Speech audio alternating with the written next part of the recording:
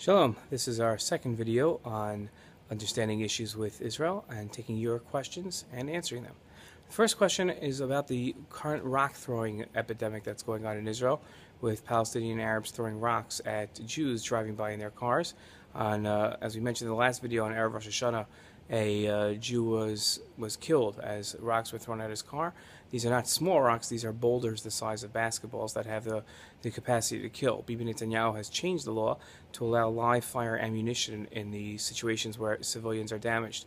The question is, what's caused it? Why is this all of a sudden started up?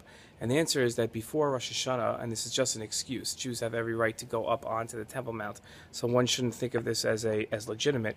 But before Rosh Hashanah, Minister Uri Ariel, a cabinet member and a minister, went up onto the Temple Mount to show that it belongs to Israel.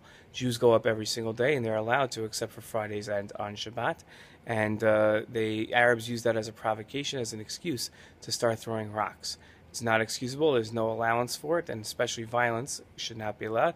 But it's raised the ire of Arabs. This has caused rocket fire to begin again from Gaza, and this could spread into something much worse. We're hoping it doesn't.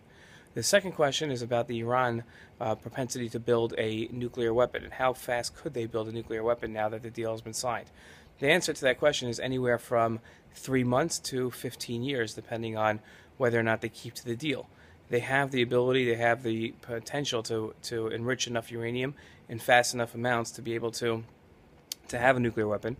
The question would then be delivering the nuclear weapon. They'd have to build ballistic missiles, which shouldn't happen for between 5 to 8 years, again, as long as they keep the deal. If they cheat, it's anyone's guess how quickly they could build these weapons. Lastly is going through the presidential candidates and what they hold. Today we'll look at Martin O'Malley, who is a Democratic candidate for president, running against Hillary Clinton and Bernie Sanders, among others.